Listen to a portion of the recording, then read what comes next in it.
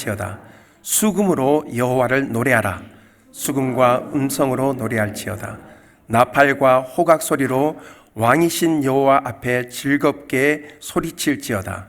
바다와 거기 충만한 것과 세계와 그 중에 거주하는 자는 다 외칠지어다. 여호와 앞에서 큰 물은 박수할지어다. 산악이 함께 즐겁게 노래할지어다. 아멘.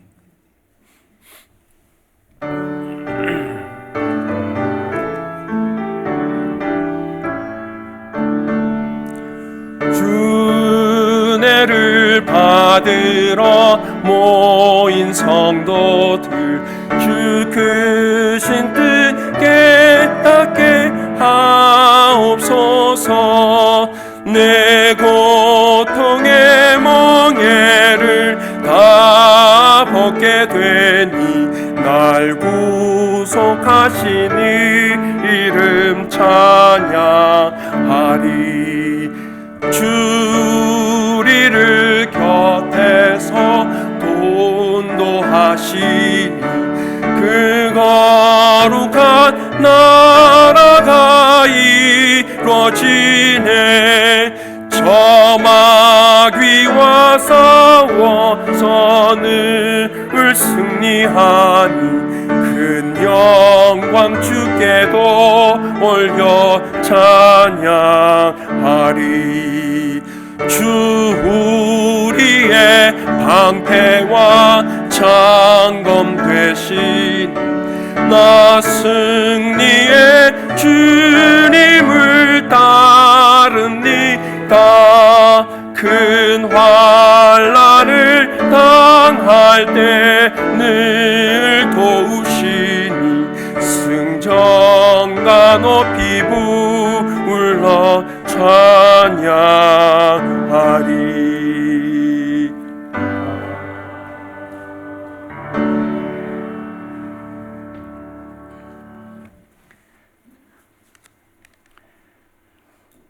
참 좋으신 하나님 아버지, 저희들을 말씀의 영의 양식을 주시고 푸른 초장으로 인도하시는 하나님께 감사와 찬송과 영광을 돌립니다.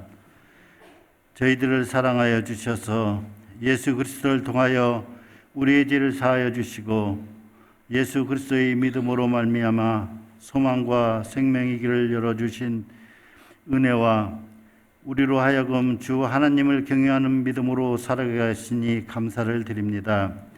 하나님, 오늘도 복된 날을 허락하셔서 주님께서 예배드리게 하시니 감사를 드립니다.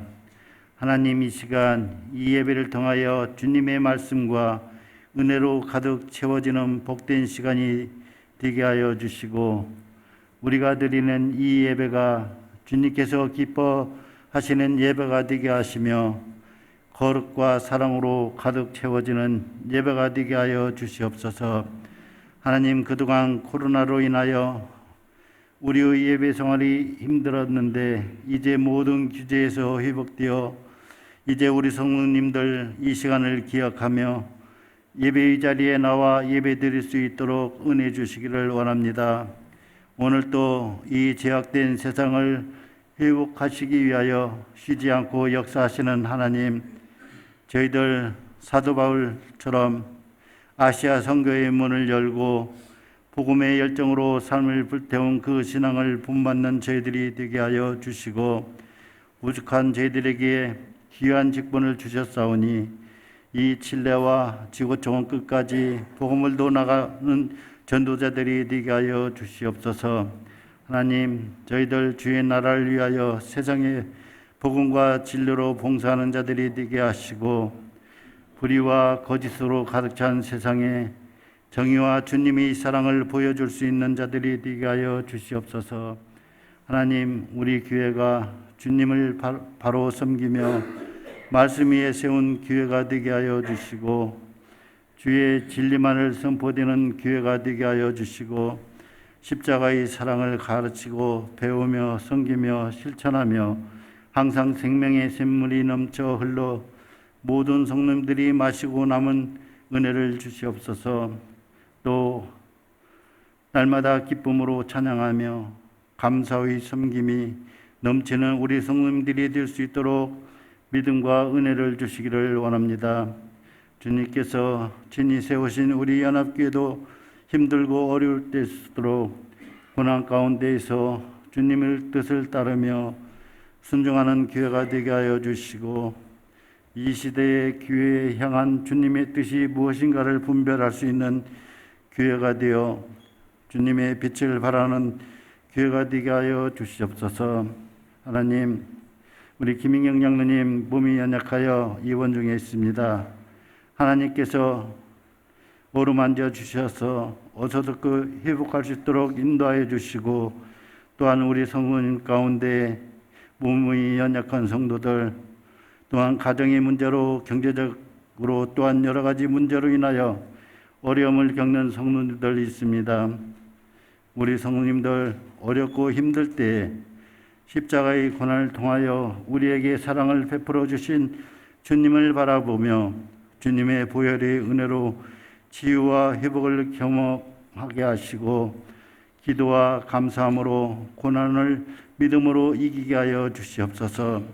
우리 교회에 협력하는 현지인 교회들과 선교사들, 또한 주님이 세워주신 귀한 종들에게 능력에 능력을 주시고 말씀의 지혜를 주셔서 사역의 현장에서 많은 영혼들을 구원하며 땅끝까지 주의 나라를 지경을 넓히는 데 귀히 쓰임받는 종들이 되게 하여 주시옵소서.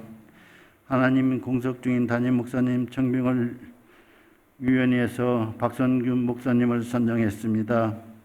앞으로 이 모든 정빙 절차를 하나님께서 인도하여 주시기를 간절히 바라고 원합나이다. 담임 목사님 공석 중에 교회를 섬기시는 김정성 목사님과 백광호 목사님에게 능력과 성령 충만함을 주시고 섬길 때에 피곤치 않게 하여 주셔서 주께서 귀한 사역 잘 감당할 수 있도록 인도하여 주시옵소서. 하나님께서는 호흡 있는 자마다 여호와를 찬양하라고 말씀하시며 우리의 찬양을 기뻐 받으시기를 원하시는 하나님, 우리 성가대의 찬양을 기뻐 받아 주시고 찬양을 통하여 듣는 우리의 마음이 은혜가 넘치는 찬양이 되게 하여 주시옵소서. 하나님, 예배를 위하여 봉사하는 손길도 축복하여 주시고 건강도 지켜주셔서 은혜 충만함으로 봉사할 수 있도록 인도하여 주시옵소서. 하나님, 이 시간 황신재 목사님 사모님 몸이 연약하여 치료 중에 있습니다. 어서속히 회복함을 주셔서 건강한 몸으로 다시 사역할 수 있도록 인도하여 주시옵소서. 이 시간 목사님 말씀을 두고 단 위에 세우셨사오니 주님께서 그의 입술을 통하여 전하는 말씀이 주님의 음성으로 듣게 하시고 말씀으로 은혜 받고 변화되어 한 주간도 말씀으로 승리하는 삶을 살 수 있도록 우리 마음을 성령님께서 붙잡아 주시기를 원합니다. 오늘 또 이 예배를 주님께서 홀로 영광 받아 주시기를 원하며 예수님의 이름으로 기도드립니다. 아멘.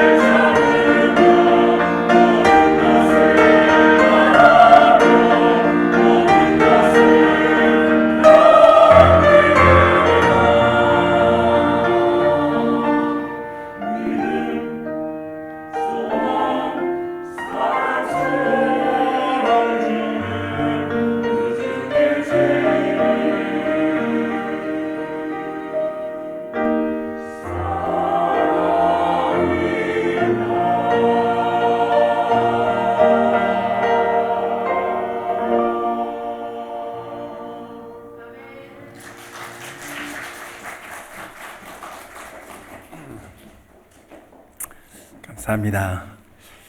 한 주간도 안녕하셨습니까? 우리 좀 옆에 좌우로 앞뒤로 좀 얼굴도 좀 보시면서 마스크를 쓰셨지만 그래도 눈 인사라도 좀 하시죠. 잘 오셨습니다. 저 서로 인사도 좀 하시고요.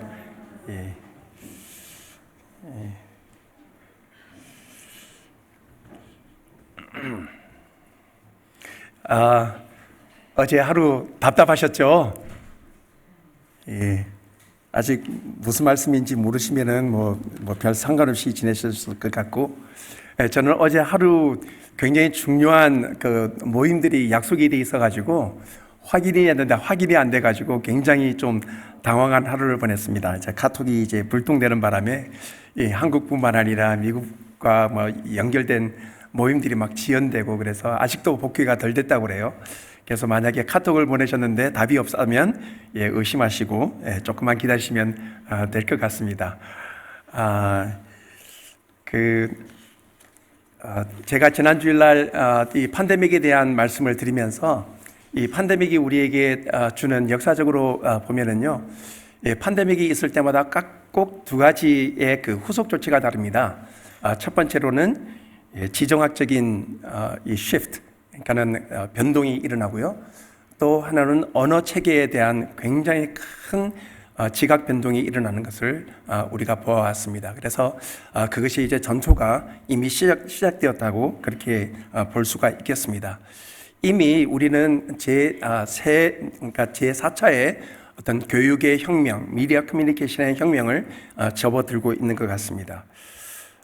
이것을 우리가 교회가 어떻게 준비해야 될지, 또 하나님의 백성들이 이것을 우리가 어떻게 받아들여야 될지에 대한 깊은 그 고민과 준비가 빨리 이루어져야 되겠다고 생각합니다. 그래서 이 메타버스 공간에 부동산 가격이 오르기 전에 빨리 선점을 하셔야 될 걸로 그렇게 사료가 됩니다. 귀 있는 자는 들을지어다.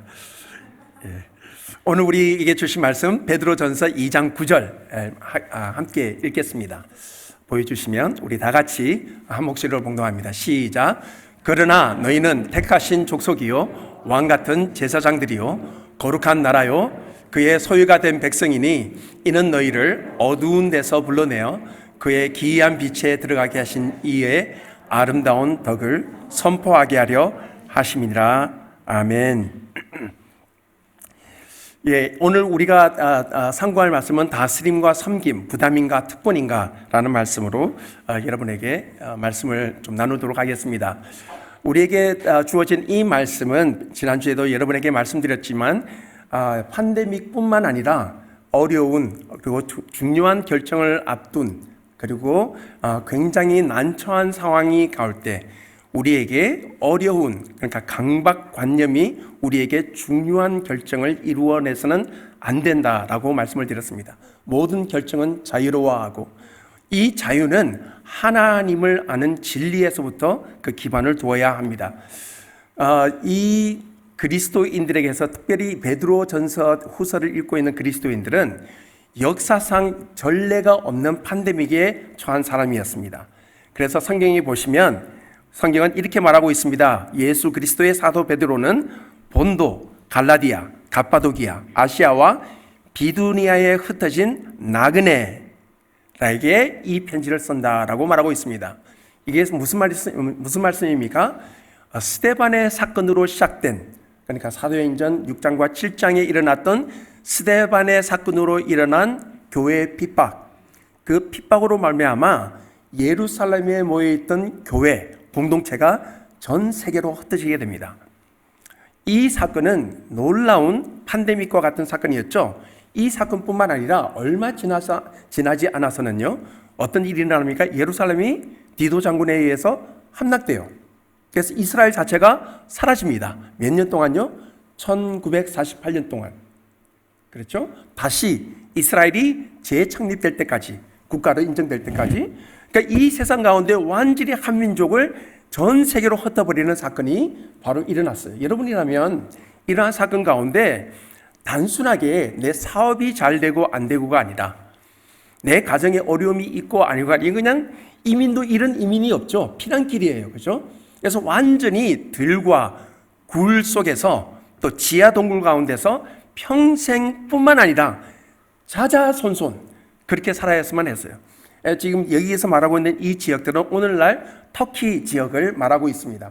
제가 이제 그 신약 시대에 나와 있는 도시들을 이렇게 따라서 제 아들과 함께 이제 신약 그 여행을 해봤거든요. 말이 안 돼요, 말이 안 돼. 어떻게 이런 곳에서 사람들이 살 수 있었을까? 어떻게 이런 지역, 그러니까 이 피난 가다 보면은요, 굉장히 풍요한 지역들이 많이 있어요. 그런 지역에 살지 않았습니다. 왠지 아십니까? 왜 그리스도인들이 풍요한 곡창지대, 큰 도시 이런 데 가서 살지 않았을까요? 들통나니까. 그곳에 가서 잘 자리를 잡으면 금방 들통이 나요. 그러니까 사람들이 아무도 예상하지 못하는 들, 사막, 동굴 이런 데 찾아가서 일부러 거기서 공동체를 만들고 살았더라고요. 와, 저는 이해가 되지를 않았습니다. 이런 곳에서 단순하게 한 세대가 사는 게 아니라 몇백 년 동안 지금도 발굴되고 있잖아요. 그 지하 동굴 세계는요. 지하 18층까지 내려가는 동굴 세계를 만들고 그곳에서 무덤을 만들고 그곳에서 학교를 만들고 그곳에서 살아갔던 믿음의 선조들. 이런 사람들에게 도대체 어떤 말씀을 해줄 수가 있겠습니까? 이 사람들이 그러한 상황 가운데서 어떻게 주위에 있는 사람들 가운데 빛이요 소금으로 사는 삶을 살도록 격려할 수가 있겠습니까? 근데 성경에서는 이 베드로 사도가 목회자도 없고요, 흩어진 나그네들끼리 모여 살고 있는 그 공동체에게 너희는 택하신 족속이고 왕 같은 제사장들이고 거룩한 나라고 소유된 백성이다. 이 놀라운 그리스도인의 네 가지 정체성을 얘기해 주는 거예요. 그래서 저는 이 성경을 읽을 때마다 와, 이거는 놀라운 정체성이다. 이것은 단순하게 편안한 상황 가운데서 우리가 중요한 결정을 내릴 그리스도인들이 가져야 할 그런 생각들이 아니라, 이것은 어떠한 상황 가운데서도 그리스도인들이 꼭 지녀야 할 중요한 우리 그리스도인의 정체성을 정말 우리에게 잘 설명해 주고 있다라고 저는 확신했습니다. 첫 번째로는 뭐였다고요? 선택, 그리고 부르심. 모든 이야기의 시작이다. 하나님이 부르셨다. 이건 우리 아버지도 아니고 상황도 아니고, 여러분, 상황 우리가 핑계대고 다른 사람 핑계대면 끝이 없죠. 그것이 아니고 어느 순간에는 나는 하나님과 독대해야 된다. 아브라함이 그랬던 것처럼 아버지의 결정으로 자기가 떠날지는 몰라도 어느 한순간에는 그는 이런 믿음의 고백을 합니다. 나의 주, 나의 하나님, 당신이 나를 부르셨습니다. 내가 당신 앞에 내 인생을 드립니다. 어차피 믿음은 개인의 선택입니다. 여러분, 우리가 하나님 앞에 서면 하나님께서 우리에게 이런 질문하지 않을 것입니다. 네 아버지가 어땠냐? 네 어머니가 어땠냐? 너 집안 환경이 어땠느냐? 너가 사는 그 나라의 환경이 어땠느냐? 경제 사정이 어땠냐? 이것이 질문의 핵심이 아니라고 생각합니다. 그것보다 하나님께서 우리에게 물어보실 질문은 이 모든 사람 가운데서 너는 나를 누구라냐? 이것이 우리의 정체성의 기초입니다. 나의 주, 나의 하나님. 그것이 교회의 기초라고 예수님께서 베드로에게 말씀하셨습니다. 그렇기 때문에 이 부르심의 기초 위에 오늘은 두 번째죠, 왕 같은 제사장이라는 말을 쓰고 있어요. 여러분, 이게 말이 됩니까? 지금 가난하고 쫓겨나고 집도 없고 장사할 수도 없는 그런 상황 가운데 살고 있는 이 초라한 이 나그네 같은 피난민들에게 왕 같은 제사장이래요. 이게 무엇을 의미할까요? 여러분, 제가 여러분에게 지난 주일날 이런 말씀을 드렸습니다. 세계가 다 하나님께 속하 있나니 너희가 내 말을 듣고 내 언약을 지키면 너희는 열국 중에서 내 소유가 되겠고 너희가 내게 대하여 제사장 나라가 되며, 신약에서 말하고 있는 것은 구약의 모형에 그 기반을 두고 있다. 그러니까 우리는 잘 모르지만 이 신약 시대를 살아가고 있던 사람들에게 있어서는, 신약 시대의 유대인들은 토라, 구약이라는 이 기본적인 말씀을 깔고 신약 시대를 살고 있었거든요. 그래서 베드로 사도는 이것을 전하는데 아무런 문제가 되지 않아요. 왜? 이것을 이해하고 있으니까. 근데 우리는 이것을 이해하려면 조금 구약을 이해할 필요가 있어요. 그렇기 때문에 너희는 제사장 나라가 될 것이다 라고, 너희는 왕 같은 제사장이다 말할 때 이것이 무슨 의미인지 금방 싹 들어오지 않아요. 그래서 제가 여러분에게 이것을 좀 설명해 줄 수 있는 그런 설명을 좀 해드리려고 해요. 자, 보세요. 고대 문명 시대에는, 구약 시대죠, 모든 나라들은 신의 이야기가 있어요. 심지어는 오늘도 마찬가지입니다. 칠레도 그렇고요, 이 세상 나라들 가운데 신의 이야기가 없는 나라가 없습니다. 심지어는 한국도 있죠. 한국은 누가 창설했습니까? 당군. 예, 우리는 당군의 나라라고 말하지 않습니까? 신의 이야기가 있어요. 모든 나라들은 신의 나라가 있습니다. 신의 이야기가 있습니다. 왜 그렇습니까? 한 나라의 정체성을 결정하는 데 있어서 내 스스로 결정할 수 없어요. 그래서 어디에선가 그 근본을 찾아야 돼요. 근데 그 근본을 누가 설명해 줄 수 있어요? 여러분, 그때 있어 봤어요? 그때 있어 봤습니까? 여러분, 우리 그리스도인들과 마찬가지입니다. 여러분 잘 생각해 보세요. 하나님이 태초에 천지를 창조하셨죠. 거기 계셨어요? 아담이 거기 있었습니까? 모세가 거기 있었어요? 없었어요. 이것은 선포였습니다. 이것은 한 나라의 정체성을 받아들이는 데 있어서 중요한 근본이 돼요. 여러분, 그렇다고 해서 여러분, 법이 무엇입니까? 법이 무엇일까요? 만유인류의 법칙, 이 법칙이 있죠. 만유인류의 법칙이 내가 만유인류의 법칙을 갖다가 내가 발견했다고 해서 있는 겁니까? 그 전에 없었어요? 그러니까 사람의 이것은 만유인류의 법칙이다 라고 결정하기 전에는 그 만유인류의 법칙이 없었습니까?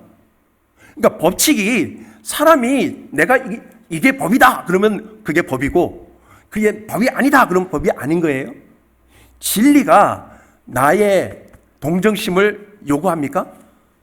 내가 긍정해야 그게 진리고 내가 부정하면 그게 진리가 되지 않습니까?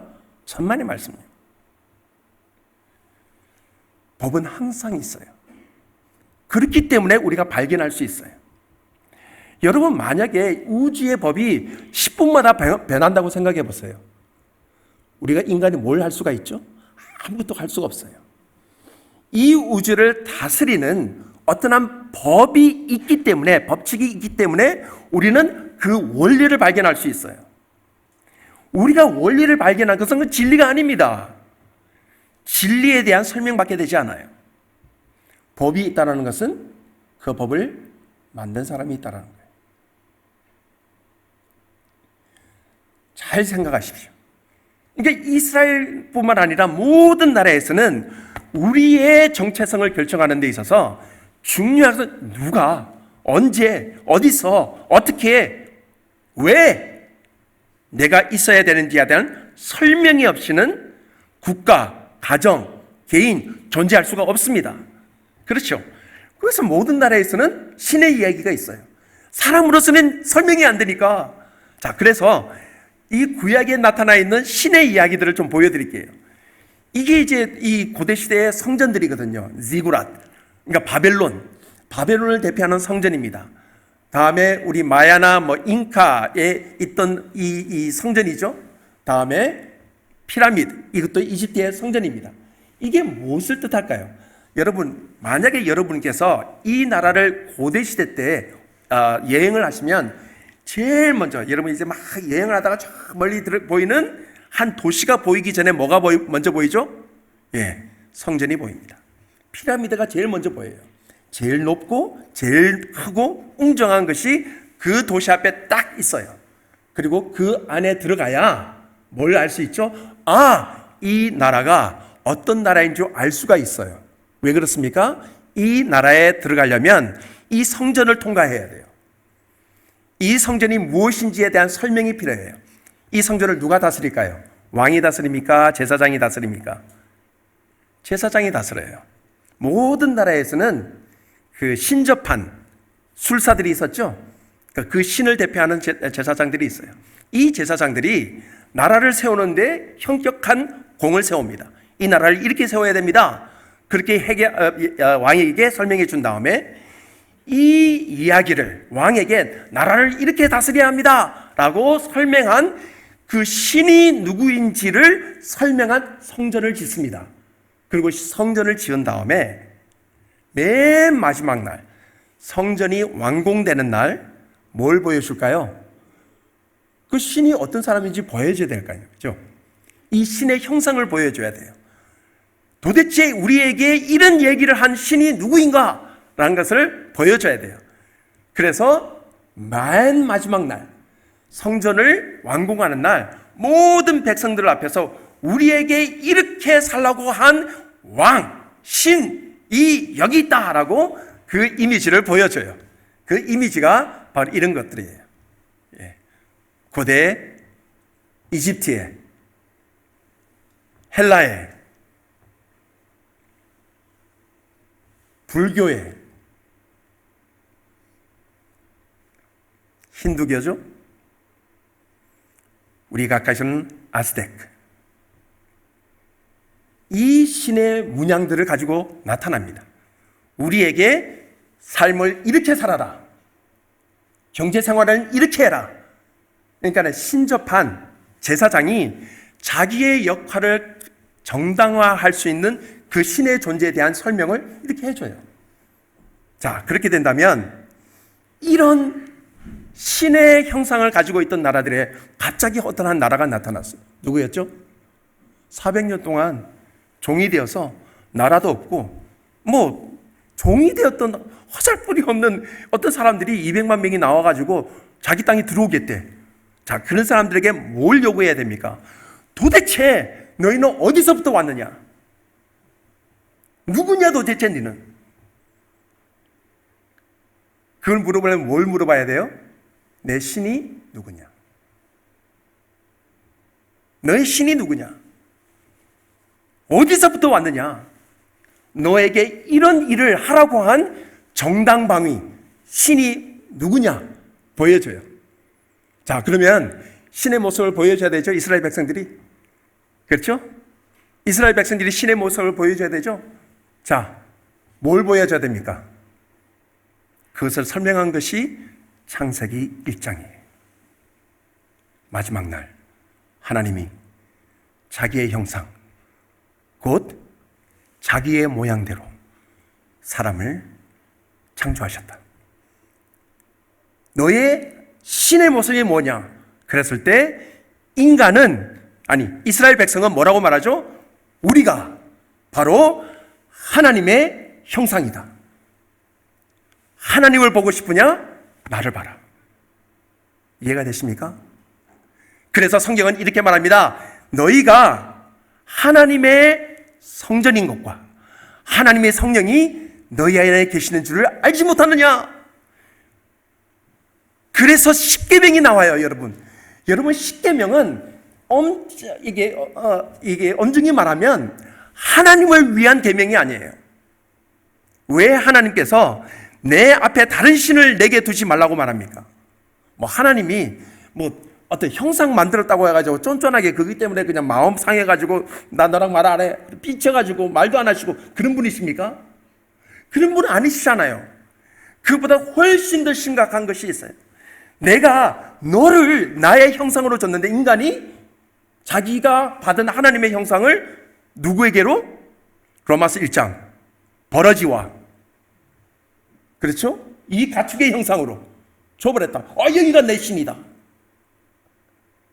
내가 하나님의 형상인데, 이스라엘 백성들에게 있어서는 내가 어떤 일을 행하는 것이 열방 사람들 앞에서 이것이 바로 하나님의 일이구나를 보여줄 수 있는 유일한 방법이었어요. 그것이 바로 하나님의 형상 개념입니다.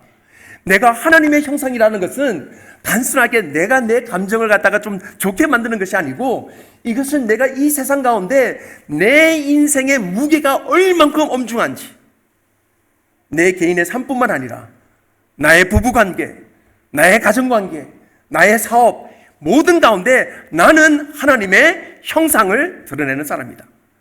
하나님이 나와 함께 하신다. 하나님이 자신의 뜻을 나를 통해서 드러내신다. 이것이 정말 중요한 하나님의 형상 개념이었어요. 신은 단순한 이미지가 아니라 인격체다. 그 인격체가 바로 나라는 하나님의 백성을 통해서 이것이 드러난다. 이것이 신약시대의 유대인들이 믿고 있었던 구약시대의 하나님의 형상 개념이었어요. 그래서 인간의 존엄성이 필요해요. 그래서 살인이 불가능한 거예요. 사람을 죽이지 않는 거예요. 그렇게 해서 인간이 만들었던, 자기가 만들어서 부를 추종한 것에 대한 존엄성이 있어요. 그래서 도덕질이 안 돼요. 다른 사람들이 가지고 있는 생산하는 것들에 대한 존엄성이 필요해요. 그래서 거짓 증거하면 안 돼요.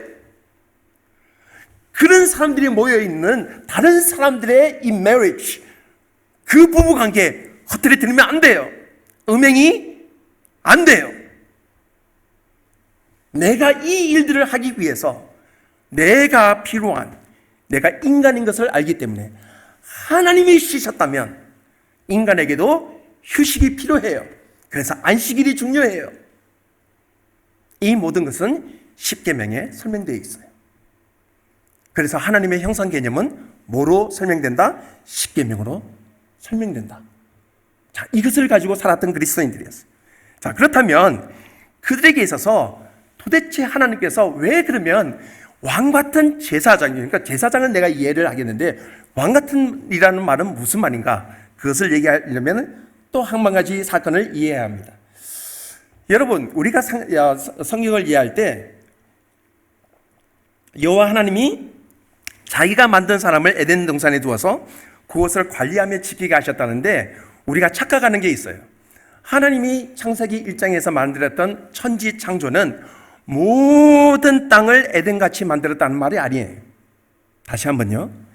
성경 어디에도 모든 지구가 에덴 동산처럼 아름답고 뭐 이렇게 막 모든 각종 이게 아니에요. 자, 성경에 보니까 이런 말씀이 있어요. 보세요. 여호와 하나님이 땅에 비를 내리시 아니하셨고 경작할 사람도 없었으므로 들에는 초목이 아직 없었고 밭에는 채소가 나지 않았다.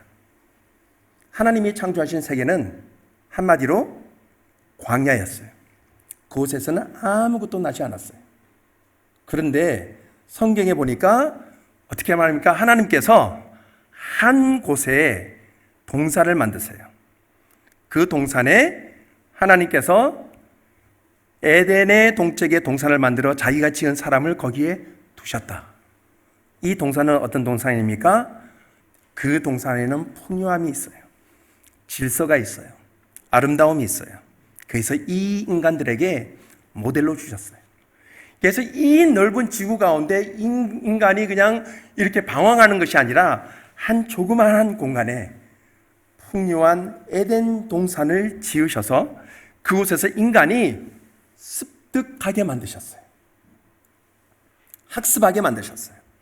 사과는 어떻게 자라는지, 배는 어떻게 자라는지, 홍당무는 어떻게 자라는지, 배추는 어떻게 자라는지, 고추는 어떻게 자라는지, 날씨와 습도와 온도와 이런 거에 따라서 어떻게 변화되는지 인간은 땅을 경작하는 법들을 배우도록 그렇게 지시를 받았어요.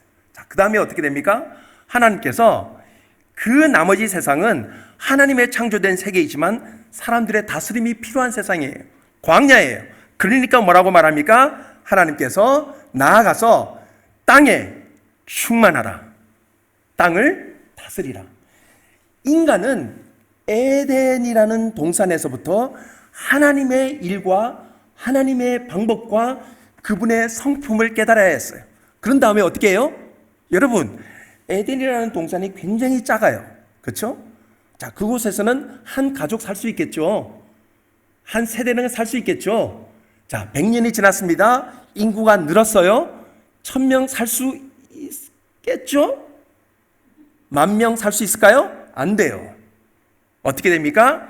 인구 정식의 원리에 따라서 인간은 나가야 돼요. 자, 그러면 그 수많은 시간 동안 습득한 것을 가지고 나아가서 어떻게 될까요? 이 광야를 어디와 같이? 에덴과 같이 만들어야 돼요. 그 기술을 배웠어야 돼요. 여러분, 이거 제가 무슨 이상한 이상한 나라의 앨리스 얘기하고 있습니까? 여러분, 사업을 그렇게 하셨어요. 여러분, 이민을 그렇게 오셨습니다. 언어를 하셨어요? 문화를 하셨어요? 여기에 무슨 상황을 하셨어요? 와가지고 조그만 집 안에서 간의 공급으로 시작하세요. 그러다가 이곳에서 사정을 언어도 익히고 관계도 익히고 그래서 번식에 나갔어요. 그래서 오늘날까지 이르러요. 이것은 단순하게 어떤 종교적인 영역이 아니라 하나님 나라의 원칙이에요. 하나님의 나라는 조만 겨자씨 같은 힘기워져서 싹을 내리면 나중에 자라서 큰 나무가 될 것이다. 각종 새들이 깃들게 될 것이다. 이것이 하나님 나라의 성장의 원리예요. 자, 그렇다면 이스라엘 백성들에게 하나님께서 어디에다가 제가 아까 말씀드렸죠? 출애굽기에 내가 너를 열국 가운데 뭐를 주신다고요? 제사장 나라를 내가 세우겠다. 어디에 두셨을까요? 자, 이게 갑자기 그냥 막 설교하는데 막 그냥 지리 얘기 나오고 역사 나오니까 조금 헷갈리시죠? 오이, 반응이 없으신가 보니까 괜찮은 것 같네요. 자, 보십시오. 지금 여기 이스라엘이 딱 저 중간에 있지 않습니까? 이것을 가리켜서 왕의 대로라고 말합니다. 그러니까 왜 왕의 대로라고 하냐면 북쪽에 있는 아수르, 열대 강국이죠. 북동쪽에 있는 바벨론, 다음에 남쪽에 있는 이집트, 이 서로 잡아먹어야 되잖아요. 근데 이 중간에 있는 큰 땅, 저 아라비아 사막은 못 지나가지 않습니까? 어디로만 지나가야 돼요? 가나안만 지나가야 돼요. 그래서 이 땅을 지나야만 애굽도 열방을 칠 수가 있고 바벨론도 애굽을 먹을 수가 있어요. 그래서 많은 왕들이 이 길로 지나면서 전쟁을 하면서 열방을 통치했다 그래서 왕들의 대로라고 말을 해요. 자, 이 왕들의 대로 가운데 이 백성을 주셨어요. 이스라엘 백성이 우리로 당신의 땅을 통과하게 하소서. 우리가 밭에든지 포도원에든지 들어가지 아니하며 우물물도 공히 마시지 아니하고 우리가 당신의 지경에서 다 나가기까지 왕의 대로로만 통행하리이다. 이 왕의 대로가 뭔지 아십니까? 실크로드예요. 실크로드는 중국에서부터, 지금 어떤 사람은 말하면 경주부터 들어가는데, 실크로드는 이렇게 서안부터 시작된 실크로드가 터키에서 끝마치죠. 터키에서 중간에서 하란에서부터 이집트, 아프리카까지 연결되는 실크로드가 세 개가 있습니다. 오른쪽에 보이는 것이 왕의 대로, 그리고 중간 정통으로 관통하는 것이 슈르 대로, 그리고 해안 라말, 그래서 해안 대로. 여러분 여기도 마찬가지입니다. 칠레, 그렇죠? 남쪽으로 내려가시려면 루타 싱코 타셔야 되죠. 루타 싱코만 있습니까? 루타 델 마르도 있죠. 저기 비냐 델 마르가 쭉 한도로 있지 않습니까? 똑같아요. 그러니까 이 땅을 지나가려면 세 도로를 지나가야 돼요. 이 도로를 통해서 사람들이 지나가요.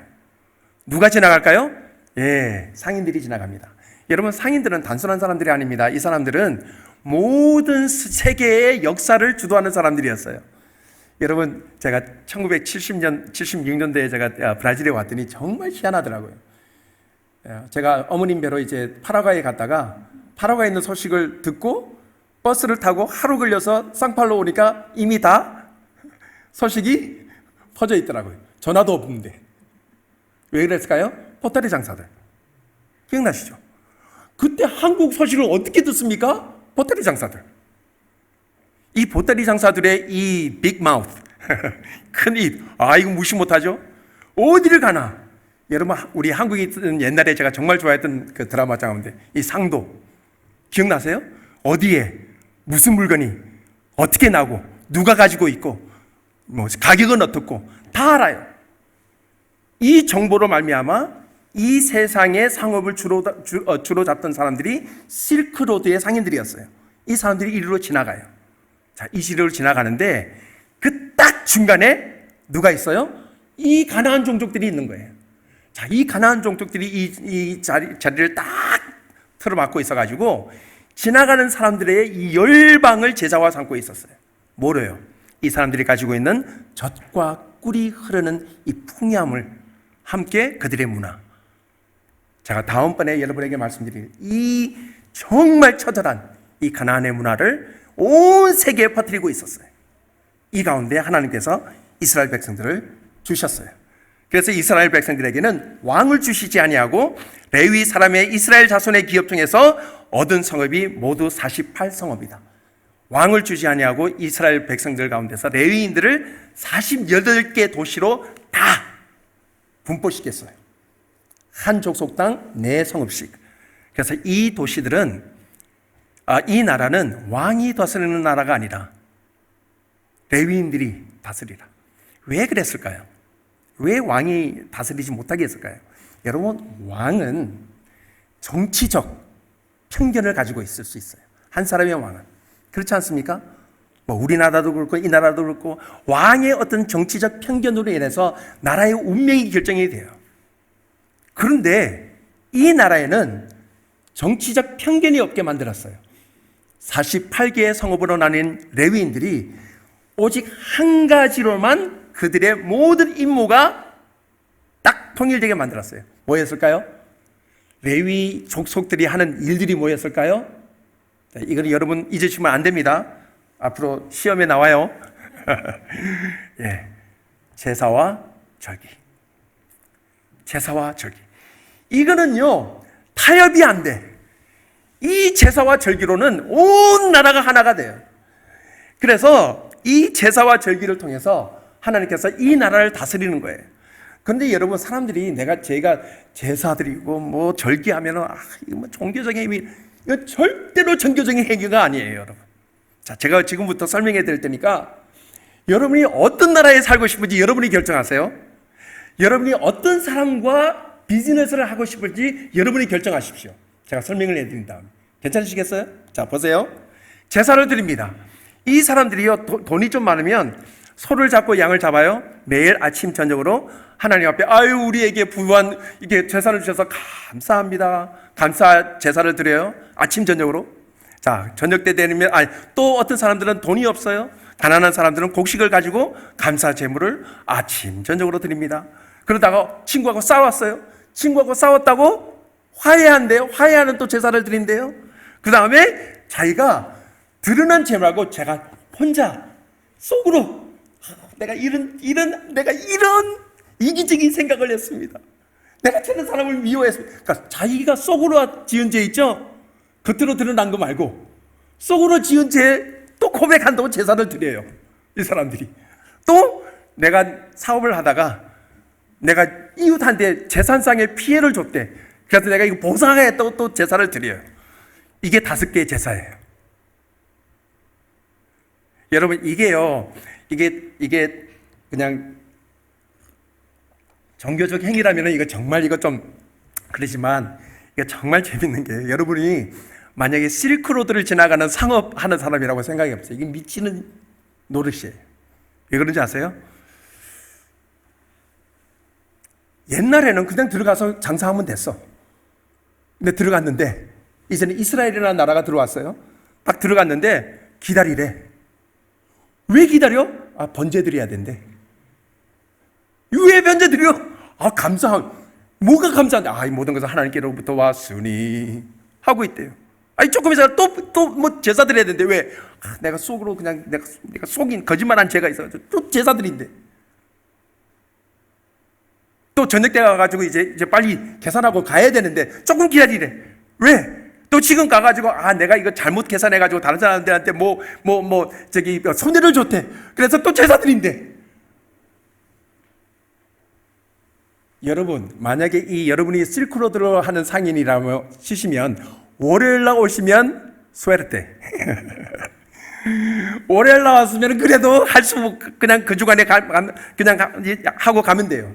금요일 날 왔다고 치십시다. 그 다음날 안식일이야. 일 안 해. 왜 일을 안 해? 쉬는 날이래. 이 세상에 쉬는 날을 가지고 있는 나라는 없었습니다. 쉰대 또 하루를. 여러분, 이 쉬는 날 안식만 있으면 괜찮아요. 그런데 절기에 걸려봐요. 이거는 미칠 노릇이에요. 세상에 이런 나라가 어디 있습니까? 절기를 보세요. 2월절, 무교절, 초실절, 칠칠절, 나팔절, 속죄절, 초막절. 이거 한 번 할 때마다 하루 이틀이 아니고 어떤 날은 7일. 여러분, 만약에 6월절, 무교절 때 오시면은요, 사망신고예요, 사망신고. 8일 동안 아무것도 못해. 거기에다가 안식일 걸려봐요. 2주 동안 아무것도 못해. 여러분, 장사하는 사람이 실크로드를 행하는 행인들이 2주 동안 아무것도 못해요? 파산이에요, 파산. 물어보겠죠? 왜 이러는데? 왜 이러는데? 베드로 전서의 말씀. 예수 그리스도를 너의 마음에 구주로 삼아 거룩하게 하고 너의 소망에 관한 이유를 묻는 자들에게 대답할 것을 항상 준비해라.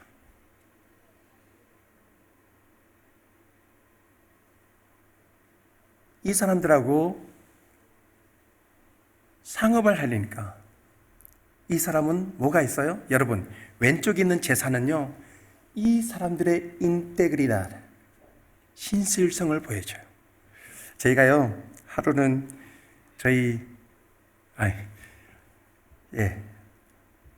저희 선교부에서 정말 웃지 못할 해프닝이 있었어요. 저희 한 리더의 아내가 정말 오랫동안 아팠어요. 한 넉 달 동안 아팠던 것 같아요. 저희 모임에 예배 참석도 못하고 맨날 아프다고. 그래가지고는 저희가 정말 금식으로 기도하고 난리도 아니고 막 찾아가서 기도하고. 그러다가 한 넉 달이 지났습니다. 다 끝난 다음에 넉 달이 지난 다음에 드디어 나타났어요. 그래서 와 할렐루야. 그래서 나왔다고 그랬더니 예배를 정말 드렸어요. 그런 다음에 저희는 저희 선교부에서 OB라는 시간이 있어요. 그 Openness and Brokenness. 그러니까 abertamente y quebrantamiento. 자기의 마음을 열고 자기의 깨어진 마음을 사람들 앞에 고백하는 시간이에요. 이 자매가 리더 아내가 나와서 자기가 죄를 고백할 게 있대. 자기가 넉 달 동안 예배에 참석하지 못한 게 이 K-팝 드라마 때문에 사랑의 불시착인가? 그거 있죠. 그 드라마에 빠져가지고 그거 보느라고 거기에 현혹돼가지고 말이죠. 근데 하필이면 그때 우리 예배 시간에 요즘 같으면 넷플릭스 아무 때로 봐도 되는데 하필이면 그때 보고 싶었던 모양이에요. 그거 보느라고 넉 달을 빠진 거예요, 세상에. 아이고, 그래가지고는 그랬는데 그 누가 뭐래요? 누가 그 죄라고 그랬대? 안 되는 거예요. 자기의 양심이 이걸 용납을 못하는 거예요. 사람들한테 고백하는 거예요. 여러분, 이 제사가 집안에서 자기 하나님 죄송합니다 이런 제사입니까? 아니면 공중에서 드리는 제사예요? 어떤 제사입니까? 이 제사가 공중에서 드리는 제사입니까? 아니면 자기 집 뒷마당에서 그냥 소관소관 드리는 제사입니까? 공중에서 드리는 제사. 모든 사람들이 볼 수 있고 들을 수 있고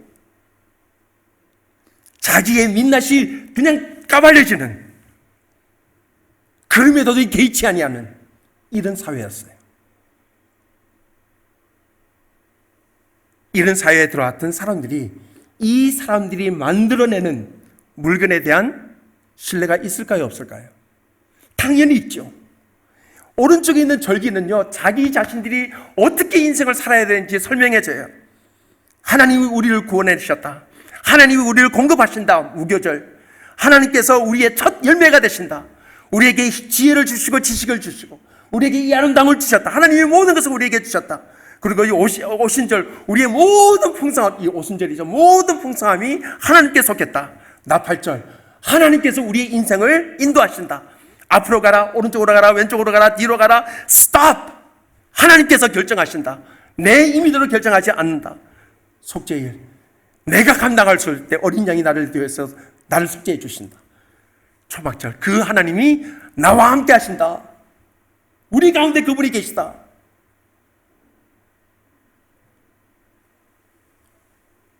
이런 의식을 가지고 있는 사람들, 이런 의식을 가지고 있는 남편, 이런 의식을 가지고 있는 아내, 이런 의식을 가지고 있는 부모들에 대해서 자녀들이 어떻게 생각할까요?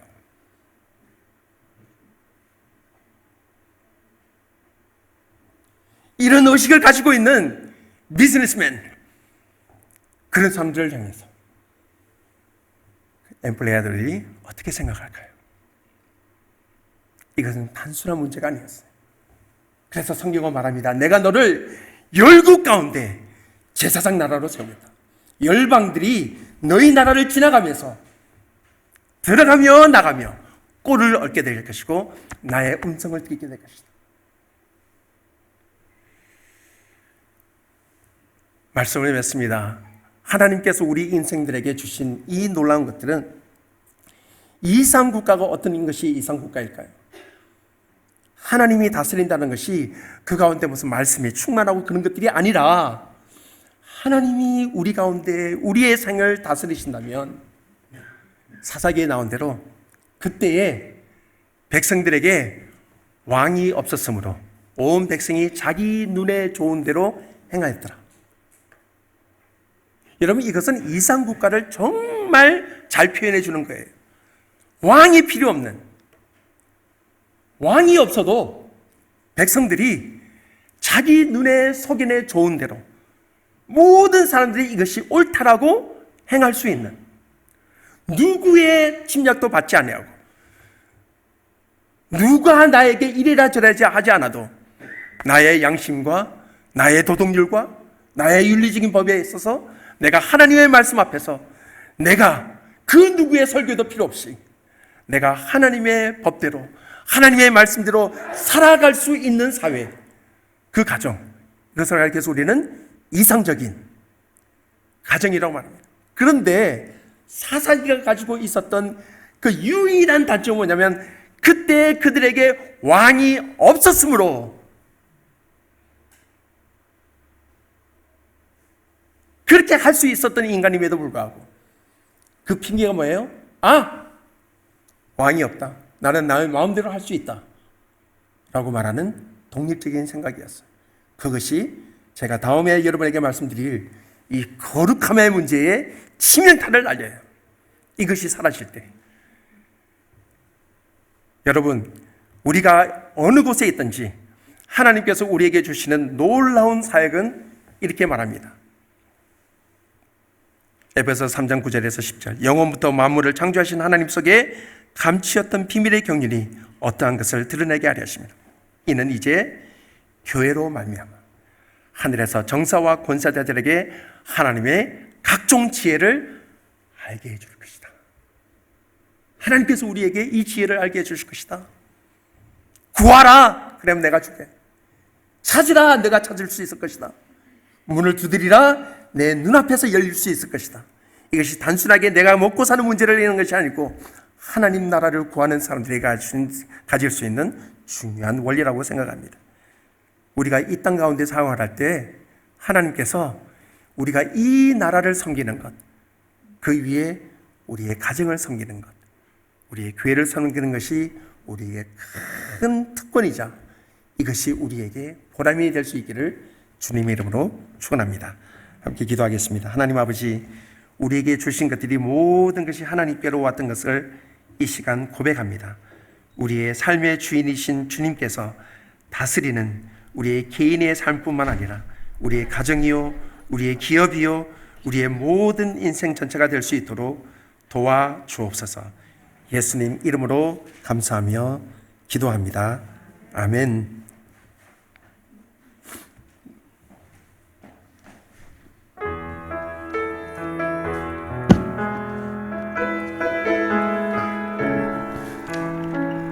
시선 장애안 드리겠습니다.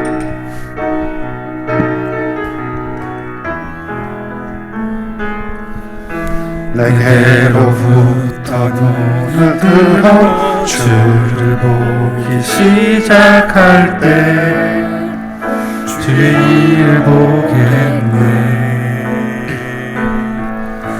내 작은 마음 돌이키사 하늘에 꿈꾸게 하네. 주님을 볼 때 모든 시선을 주님께 드리고 살아계신 하나님을 느낄 때 새 삶은 주의 역사가 되고 하나님이 일하기 시작하네. 성령이여 나를 변화시켜 모든 두려움 사라질 때 주의 일을 보겠네. 황폐한 땅 한가운데서 주님 마음 알게 되리. 주님을 볼 때 모든 시선을 주님께 드리고 전능하신 하나님을 느낄 때 세상은 주의 나라가 되고 하나님이 일하기 시작하네. 모든 시선을 주님께 드리고 살아계신 우리 하나님, 살아계신 하나님을 느낄 때 내 삶은 주의 역사가 되고 하나님이 일하기 시작하네. 마지막으로 그 목소리 모든 시선을 주님께 드리고 전능하신 하나님, 전능하신 하나님을 느낄 때 세상은 주의 나라가 되고 하나님이 일하기 시작하네.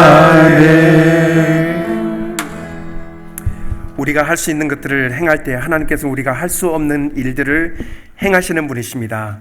하나님, 우리가 정말 힘써 수고해서 드린 이 열매들을 주 앞에 드리는 이 헌물들을 하나님께서 기뻐하시고 우리가 상상할 수도 없고 우리가 꿈꿀 수도 없는 일들을 주께서 하실 일들을 우리가 기대합니다. 하나님, 이 헌물들을 통해서 생명이 살아난다는 것은 정말 놀라운 일들이고 이 세상 가운데 복음이 전파된다는 것은 우리의 상상을 뛰어넘는 일들입니다.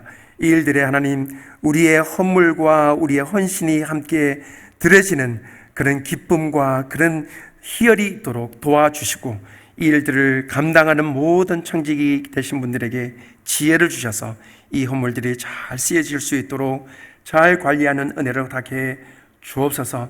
드리고 싶어도 드리지 못하는 손길들이 있는 것 주님이 아시는데 가정마다 개인마다 주께서 그 사정들을 기억하시고 더욱더 풍요한 은혜를 주셔서 주 앞에 드릴 것이도 많고도 남음이 있을 수 있도록 은혜를 더해 주시기를 기도합니다.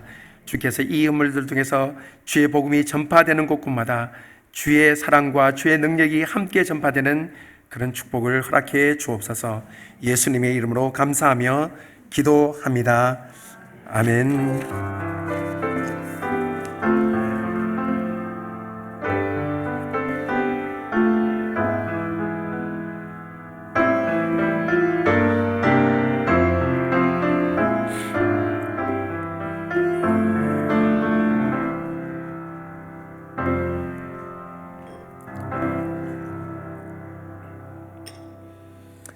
다시 한번 우리 주일 예배 참석하신 성도님 환영드리고요. 우리 매일 드리는 우리 기도회 기억하시고 꼭 함께 해주시면 감사하겠습니다. 아침 기도회와 우리 저녁 우리 함께 가족이 함께 드리는 예배 정말 중요하겠죠. 함께 기도에 참여해 주시면 감사하겠습니다. 우리 제2차 담임 목사 청빙 결과가 나왔습니다. 그래서 우리 최종 후보로 우리 박성준 선교사님 목사님께서 선정되셨고 우리 박성준 목사님은 다음 주 우리 초청 설교자로 오셔서 우리에게 말씀을 전해 주시고요. 그 다음 주일인 우리 10월 30일이죠. 그때 우리 담임 목사 청빙을 위한 임시 공동의회가 우리 2부 예배 후에 투표로 실시된다는 것 꼭 기억하시고 여러분께서 기도로 준비해 주시면 정말 감사하겠습니다. 10월 24일부터 26일까지 우리 딸가 지역에서 지도자 세미나를 위한 우리 선교 사역이 있습니다. 여행하시는 분들의 건강과 또 모든 일정 가운데 하나님께서 은혜를 베푸시도록 기도해 주시면 감사하겠습니다. 우리 합심 기도하는 제목들이 있는 것 꼭 기억하시고 아침 기도 시간과 우리 가족 기도 시간 때 함께 해 주시면 고맙겠습니다. 우리 새로 방문하신 분 없으시죠? 예. 우리 다 같이 일어나셔서 우리 마지막 찬양하고 기도 마치겠습니다.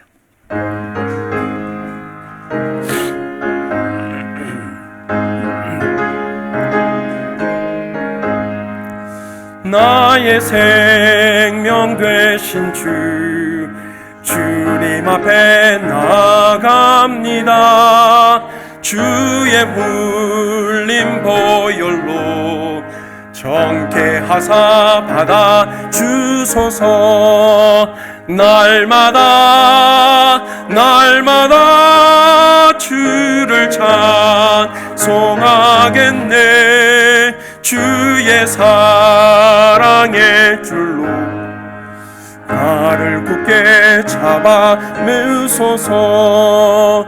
괴로운 세상 지날 때 나를 인도하여 주소서. 주를 믿고 나가면 나의 길을 잃지 않겠네.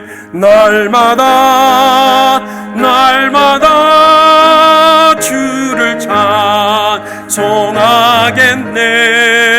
주의 사랑의 줄로 나를 굳게 잡아 매소서. 세상 살아갈 때에 주를 더욱 사랑합니다. 밝고 빛난 천국에 나의 영혼 들어가겠네. 날마다 날마다 주를 찬송하겠네. 주의 사랑의 줄로 나를 굳게 잡아 매소서.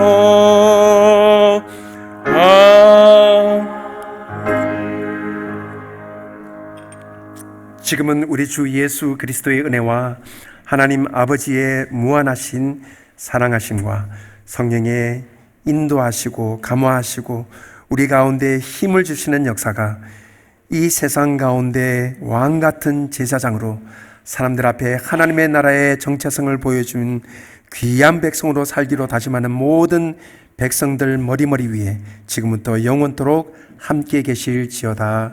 아멘.